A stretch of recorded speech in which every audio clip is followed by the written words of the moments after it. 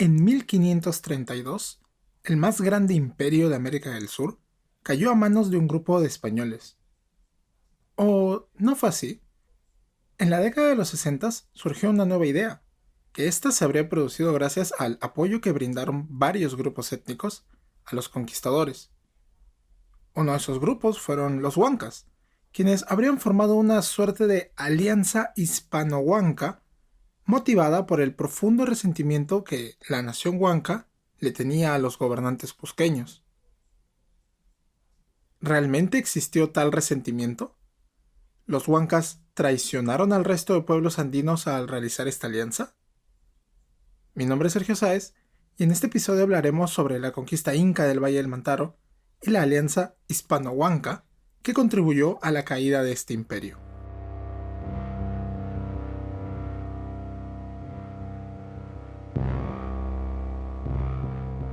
Desconocemos mucho sobre nuestro pasado. Desconocemos cosas como la existencia de templos a lo largo de nuestro territorio desde hace más de 4500 años. Desconocemos que el quechua no es una única lengua. Desconocemos que Túpac Amaru no fue el primer cacique en rebelarse. Desconocemos que el abandono nos ha hecho perder muchísima de nuestra historia. Únete a nosotros en la aventura de evitar que el olvido nos robe el pasado y compartamos la aventura de redescubrirlo.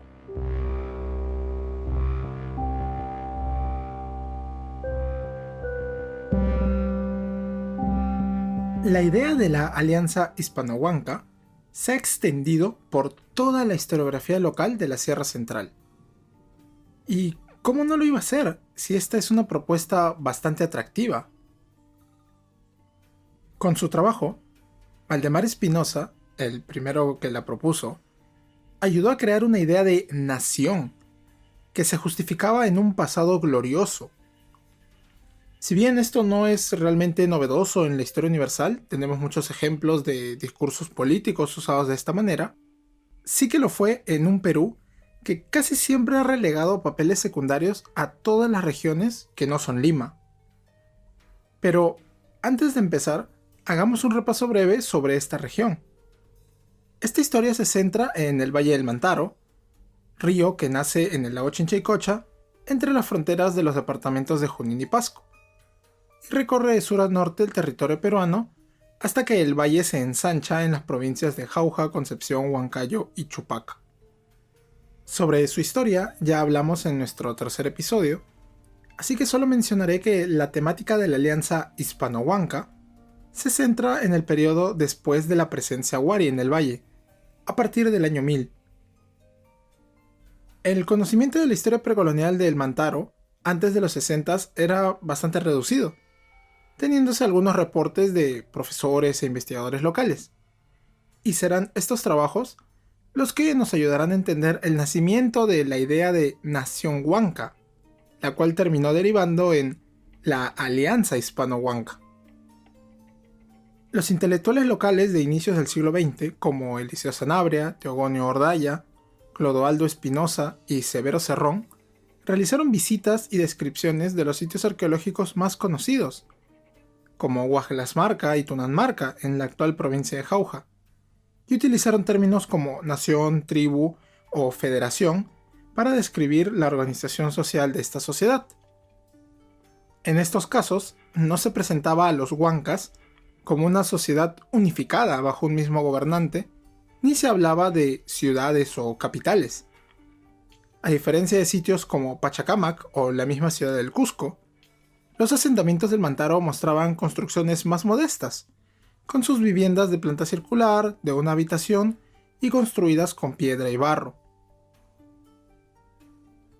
Con la llegada de los arqueólogos profesionales a la región, las investigaciones se vieron impulsadas, poniéndose énfasis en el estudio de la cerámica.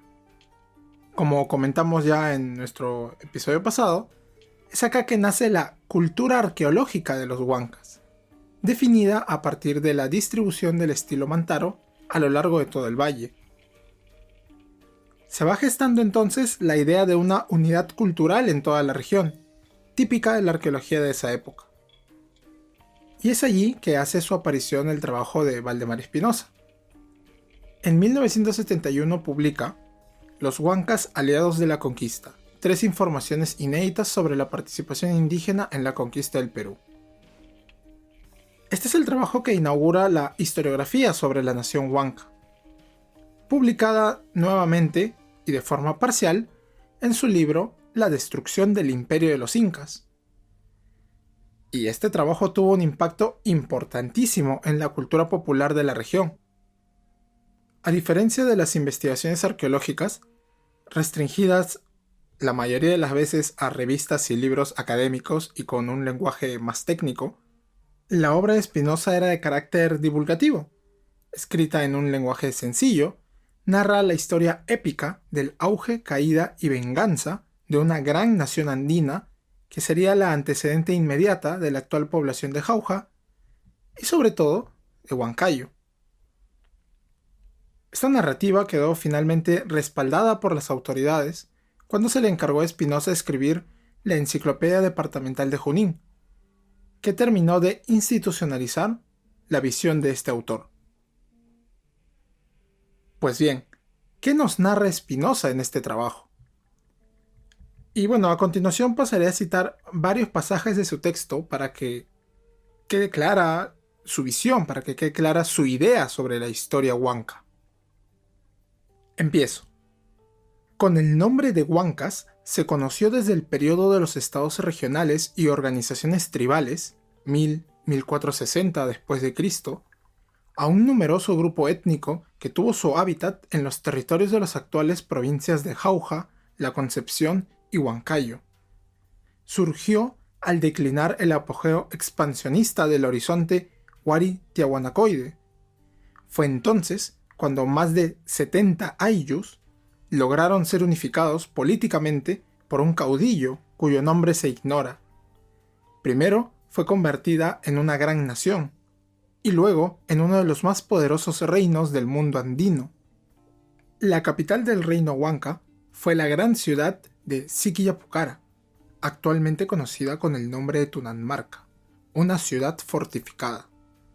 En el centro de la vieja capital huanca aún quedan la plaza y el templo a Hualialio Carhuincho, el dios nacional del reino huanca, y una cuadra más o menos hacia el norte se halla el palacio del rey huanca o Hatun Curaca.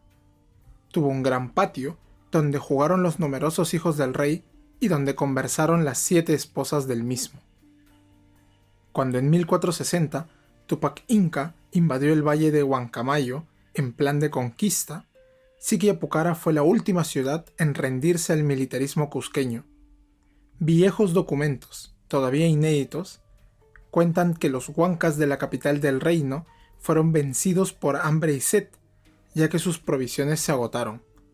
Pero una vez derrotados, sus heroicos defensores fueron deportados en masa a la región septentrional de Chachapoyas.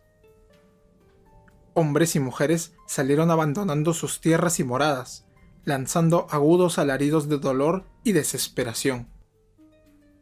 Pero la orden fue cumplida, y la vieja y monumental capital huanca quedó despoblada para siempre.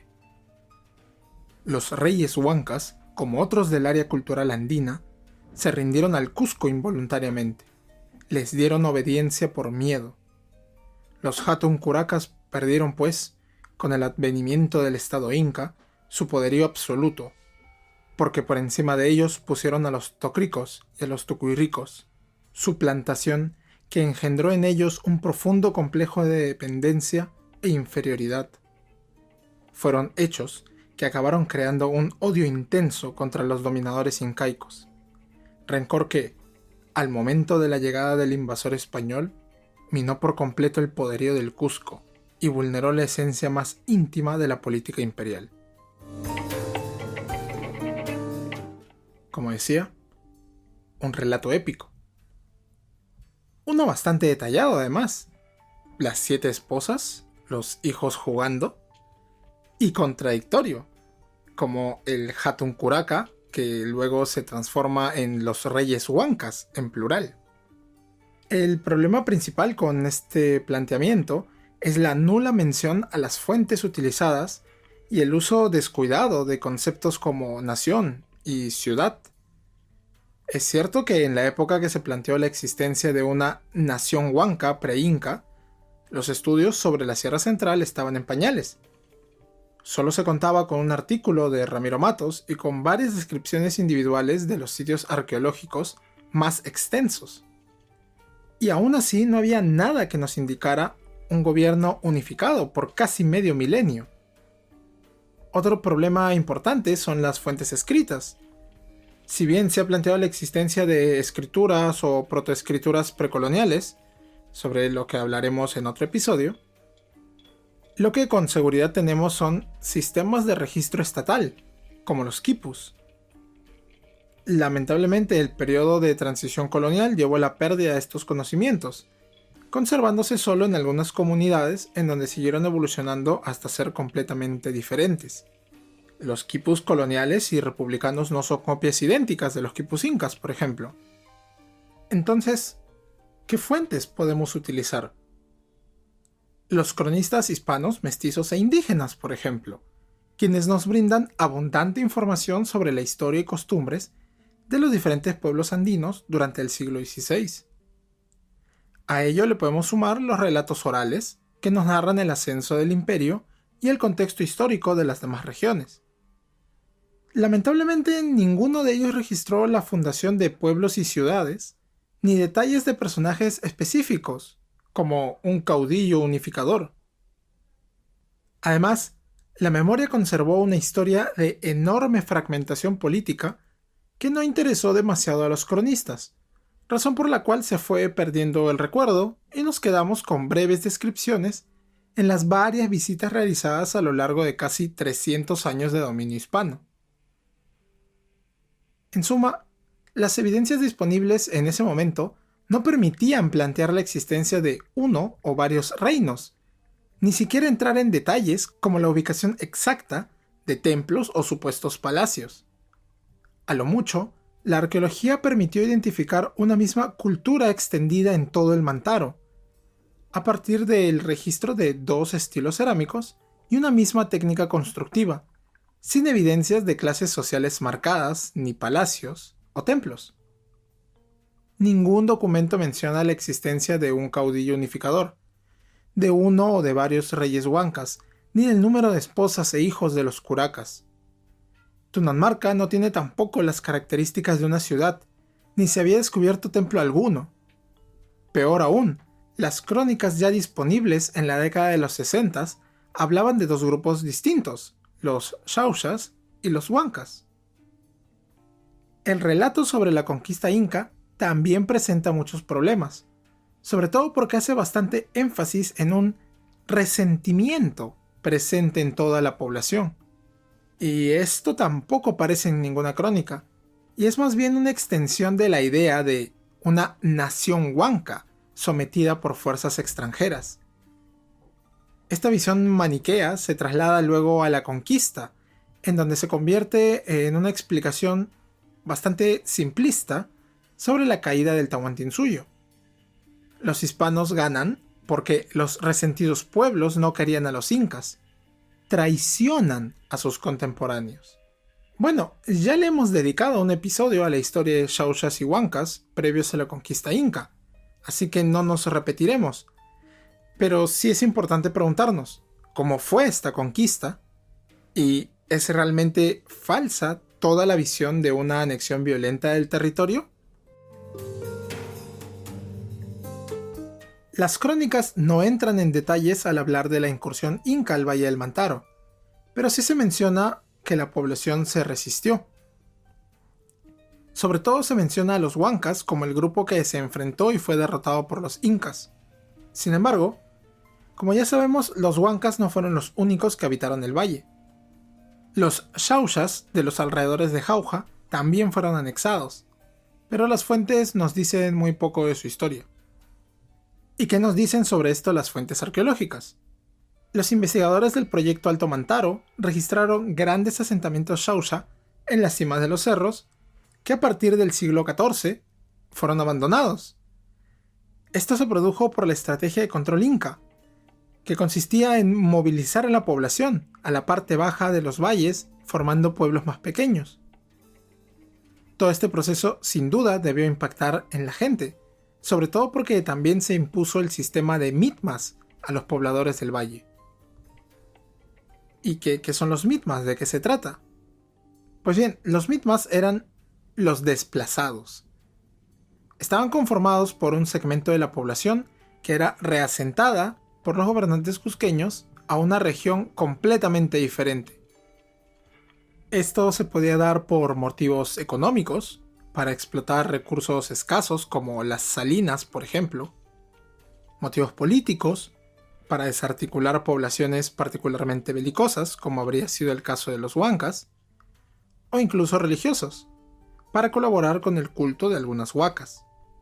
Estos desplazados no perdían sus relaciones de parentesco y relaciones comunales con su tierra, y más bien seguían colaborando con la economía de sus comunidades a la vez que recibían recursos de ellas.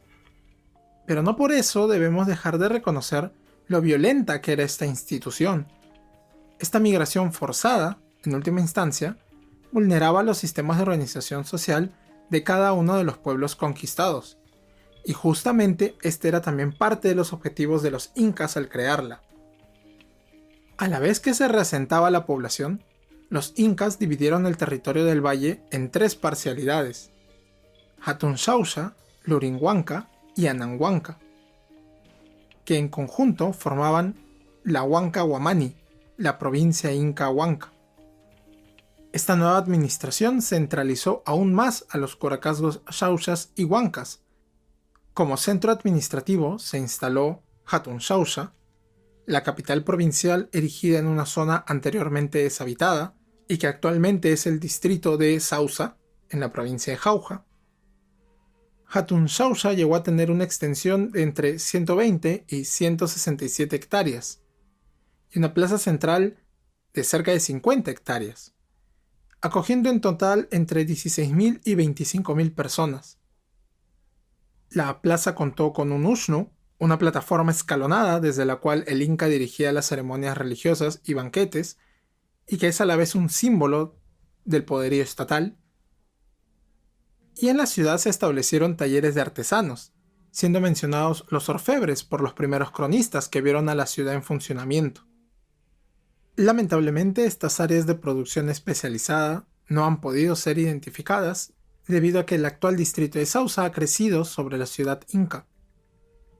Junto con toda esta reforma administrativa, los incas mandaron a construir un enorme sistema de almacenamiento en el valle, convirtiendo la cuenca del Mantaro en uno de los más grandes repositorios de alimentos del imperio.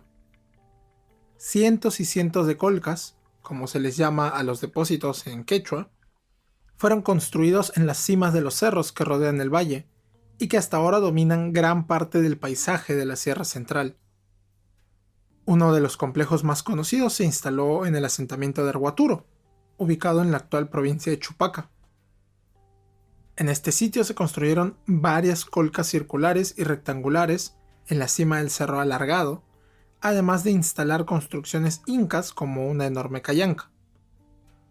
Por cierto, conocemos como callancas a unos grandes galpones de planta rectangular utilizados como espacio de reuniones públicas, cuando llovía o granizaba, para guarecer los ejércitos en campaña u otro tipo de actividad necesaria para la administración incaica. Y son, al igual que los usnus, un típico ejemplo de arquitectura imperial. La presencia de estos elementos nos indica que Arhuaturo era uno de los sitios desde el cual se administraba la parcialidad de Ananhuanca, si bien el centro de poder se encontraba en Zapayanga, al sur de la actual ciudad de Huancayo. ¿Cómo afectaron estos cambios a nivel administrativo a los xauxas y huancas? Es difícil precisarlo realmente, debido a, de nuevo, la ausencia de fuentes escritas. Pero hay un dato interesante que relaciona a Arhuaturo con todos estos cambios. Entre la población reasentada por los españoles en Chupaca, ya en periodo colonial, encontramos el ayllu de Carabaturco. En un documento del siglo XVII se menciona que su curaca era don Diego Alaca, quien era hijo de Macho Apualaya, curaca de la parcialidad de Ananhuanca a inicios del siglo XVI. ¿Por qué es importante conocer toda esta genealogía? Porque en los Andes las alianzas se pactaban con matrimonios entre los curacas y las mujeres entregadas por los incas. De esta manera se establecían nuevas relaciones de parentesco que garantizaban una serie de compromisos entre los gobernantes. Las pesquisas lingüísticas de Rodolfo Cerrón Palomino nos indican que Carbaturco habría sido el ayllu originalmente ubicado en Arguaturo. Y pues estaban relacionados los curacas de Ananhuanca, entre ellos el de Arguaturo, Carbaturco, con los incas. Gracias a la genealogía de los Apualaya, elaborada por la historiadora Ela Dunbar Temple, sabemos que el curaca de Ananhuanca estaba casado con Muyumaca y Mangoyarro. Muyumaca fue una de las posibles esposas reservadas para el Inca, pero fue entregada al curaca para pactar estas nuevas relaciones de poder. De esta manera, los descendientes de esta unión eran, en la práctica, una prueba viva de este pacto político. Además, es importante señalar que Muyumaca fue entregada por un tal Cayotopa, que podría tratarse de Diego Cayotopa, un miembro de la élite cercana a Huáscar, o el capitán Inca Cayotopa, un militar presente en el traslado de la momia de Huayna Cápac al Cusco. ¿A cambio de qué servicios se le recompensó el curaca de los Ananhuancas con este matrimonio? No lo sabemos, pero es importante resaltar que estaba relacionado con personas cercanas a Huáscar. Con Mangoyarro ocurre una situación similar.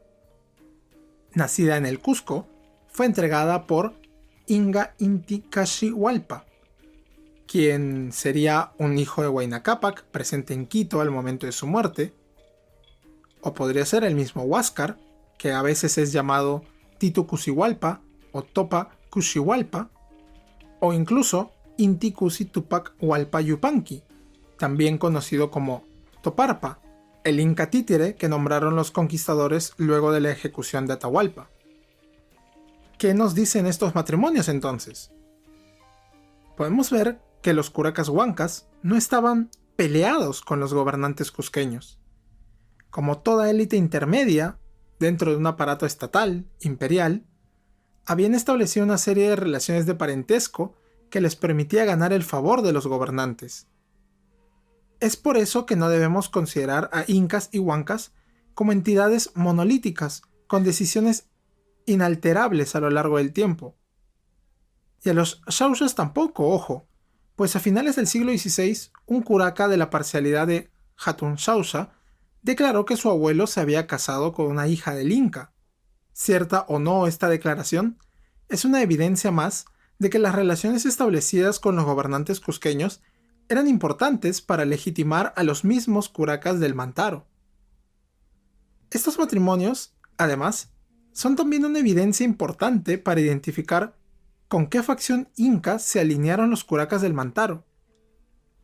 Para ello describiré brevemente qué fueron las panacas, importantes en la guerra civil de finales del imperio.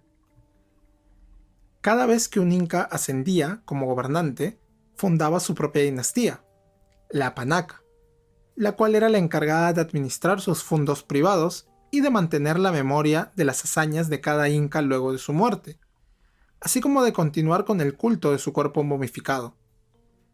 Las panacas solían enfrentarse políticamente cuando llegaba la hora de decidir quién sería el siguiente heredero y quién sería la siguiente colla, la esposa principal del gobernante. Justamente, la guerra civil entre Atahualpa y Huáscar no fue solamente un enfrentamiento entre hermanos. Detrás de ellos estaban los intereses de diferentes panacas y también de diferentes curacas locales que buscaban colocar como gobernante a su favorito. ¿Se entiende por dónde voy? ¿Con qué lado se alinearon los xauxas y huancas durante este conflicto? Si bien no queda claro en la documentación conservada y estudiada hasta el momento, el historiador José de la Puente plantea que posiblemente los curacas del Mantaro se hayan alineado con el bando de Huáscar y que esa sea la razón por la que prestaron ayuda a los conquistadores. antes que un enfrentamiento por el resentimiento de un pueblo, nos encontraríamos con las típicas maquinaciones políticas que afectaron y afectan a las organizaciones estatales. Lo que sí queda claro es que los huancas apoyaron a los hispanos con la logística y las personas necesarias para enfrentarse a las fuerzas incaicas, comandadas por los generales de Atahualpa. Pero este apoyo no quedó allí. Los huancas también lucharon durante las guerras civiles hispanas, desatadas por su deseo de separarse de la corona. Esta es la información que Felipe Huacrapáucar presenta en España y que ha servido para crear todo el discurso de la alianza hispano-huanca. Más aún, estos documentos nos brindan información bastante interesante con respecto a la relación entre los curacas y sus indios. Para eso tenemos que entender el contexto. A mediados del siglo XVI hubo un intenso debate sobre la perpetuidad de las encomiendas. ¿De qué se trata esto? Las encomiendas eran una institución mediante la cual se le otorgaba a un conquistador una cantidad de indígenas para cobrarles tributo y evangelizarlos. En la práctica, se apoderaban de sus tierras y los explotaban, dejando de lado la supuesta labor educativa que tenían que cumplir mientras se enriquecían a costa de ellos. Lo que querían los encomenderos era que les entreguen la encomienda a perpetuidad, para que sus familias pudieran seguir con estos privilegios y que éstas no reviertan a la corona. Para ello ofrecieron pagar 5 millones de ducados de oro a cambio de salir beneficiados. Como respuesta, varios curacas escogieron, entre otros, a Fray Domingo de Santo Tomás, al arzobispo Jerónimo Loaiza y al obispo Bartolomé de las Casas, para que los representen en su búsqueda por eliminar la perpetuidad, y ofrecieron una suma mayor a la de los encomenderos a cambio de la eliminación de la institución, la reducción del tributo indígena, la devolución de las tierras y la conservación de los privilegios como curacas. Como parte del aparato legal es que se ordena la redacción de las probanzas huancas, detallando el apoyo que le brindaron a la corona. Si bien algunos pidieron que las encomiendas pasen a ser de la corona, mientras que otros, como los lurinhuancas representados por Felipe Huacrapáucar, pedían más bien ser ellos los encomenderos de los indios a su cargo, lo que es evidente es la búsqueda por proteger a su pueblo, por parar con los abusos a los que eran sometidos por los encomenderos. Y estas son las probanzas que Waldemar Espinosa publicó en su trabajo sobre la alianza hispano-huanca. Por cierto, tampoco queremos caer en una visión maniquea también, presentando a curacas y encomenderos como buenos versus malos. Es evidente que también hubo intereses personales de por medio. Felipe Huacrapáucar, por ejemplo, fue representante de un grupo de curacas de menor rango, que lo querían poner a él como curaca de los lurinhuancas en lugar de su hermano Carlos Limaila. Esta batalla legal escaló tanto que eventualmente desterraron a Felipe y le prohibieron seguir litigando. Pero es evidente que ni Felipe ni Carlos estaban dejando de lado a la población que representaban, con el detalle de que los mismos lurihuancas tenían también sus diferentes intereses, habían diferentes facciones políticas. Al final, los curacas del Mantaro sí consiguieron lo que querían. Gracias al apoyo que brindaron durante las guerras, estuvieron exentos de las encomiendas y sus curacas mantuvieron bastante poder a nivel local. Eventualmente este poder se fue concentrando cada vez más gracias a los matrimonios, hasta el punto que una sola familia, los Apualaya, terminó con los 3 curacazgos más importantes, el de Hatunshausa, Ananhuanca y Lurinhuanca, aunque esta es historia para otro episodio. Finalmente, ¿existió una alianza hispano-huanca? Es evidente que sí. ¿Fue motivada por un resentimiento ante la conquista por un poderoso reino, nación, Hatun Curacazgo? Como hemos visto, la historia es mucho más complicada. Para cerrar, quisiera dejar la siguiente reflexión del historiador José de la Puente. La principal ventaja de tener estas observaciones en mente es la de comenzar a imaginar a los huancas y a cualquiera de los grupos étnicos prehispánicos desde otra óptica y bajo otros supuestos. es preciso abandonar las categorías que subyacen a una caracterización simplista de la historia del Perú, concebida a partir de dos enfrentamientos que, a la luz de este enfoque, no son más que uno y el mismo, el de la conquista, entre españoles y peruanos. Repensar a los huancas más allá de esta limitada matriz interpretativa nos ayudará a construir historias regionales y nacionales que den cabida a las múltiples voces del pasado, solo devolviéndoles la lógica propia de su tiempo, así como su habilidad para negociar y evaluar los riesgos y las posibilidades que garantizaran la supervivencia de su pueblo. Comenzaremos a superar la tergiversada imagen que concibe a estos grandes curacas como aliados de los españoles y traidores a sus indios.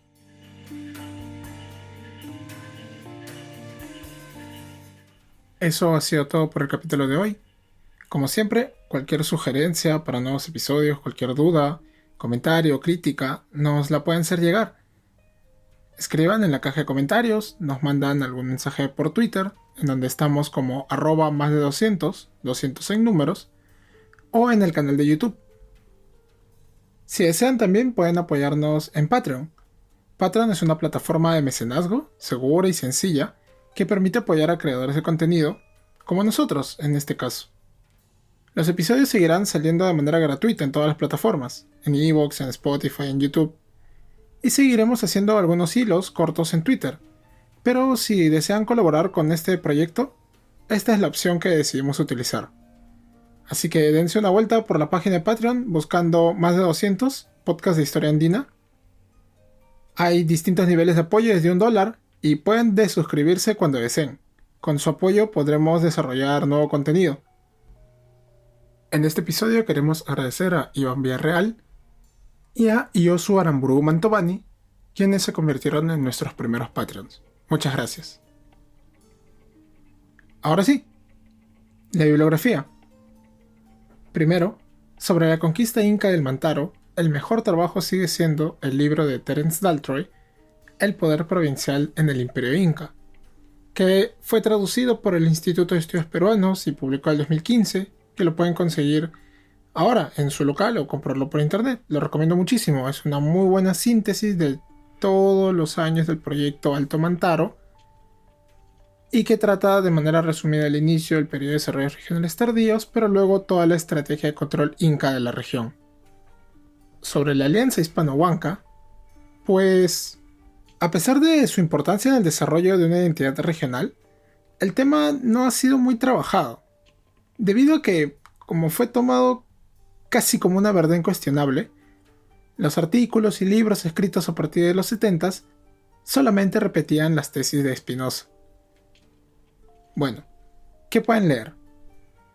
Para conocer el trabajo inicial de Valdemar pueden buscar Los Huancas aliados de la conquista, 3 informaciones inéditas sobre la participación indígena en la conquista del Perú.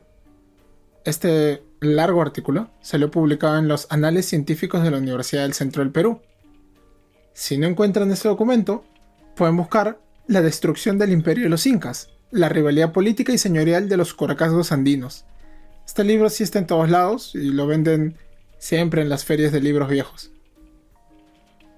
Ahora, de los pocos trabajos que se publicaron críticos con esta visión, está el trabajo de un profesor chupaquino, Aquilino Castro, que en 1992 publica Ananhuanca, Historia de Huanca Alta y de los pueblos del Valle del Mantaro. Si lo encuentran, perfecto, es una visión diferente de esta historia y, como les digo, una de las pocas voces críticas de Valdemar a partir de los 70, ¿no? Sin contar ya los trabajos más recientes del siglo XXI. Justamente entre los trabajos más recientes tenemos uno de un historiador y uno de un arqueólogo. El primero de José de la Puente Luna, titulado Curacas, amigos de cristianos y traidores a sus indios, a propósito de la alianza hispano-huanca. Este artículo se lo publicaba en Pueblos del Hatunmayu, Historia, Arqueología y Antropología en el Valle del Mantaro. Acá hay una revisión de las fuentes sobre la actuación de las élites huancas y de cómo no podemos reducir el tema a traidores, a villanos, a bien contra el mal. En general es un tema mucho más complicado todo el periodo de la conquista. Y el segundo trabajo de Manuel Perales, De las tribus al reino huanca, la construcción del pasado prehispánico en el Valle del Mantaro durante el siglo XX, que apareció en el Boletín del Archivo Regional de Junín número 4. Este trabajo quizás sea más complicado de encontrar, igual recomiendo buscarlo. En todo caso, Manuel está preparando un trabajo mucho más extenso sobre este tema, y esta es otra crítica, como digo, desde el punto de vista ya de la arqueología, ¿no? A partir de las evidencias materiales y documentales que tenemos sobre los Xauxas y los Huancas de los desarrollos regionales tardíos. Y bueno, esto sería todo por este episodio. Muchas gracias por escucharnos. Nos vemos.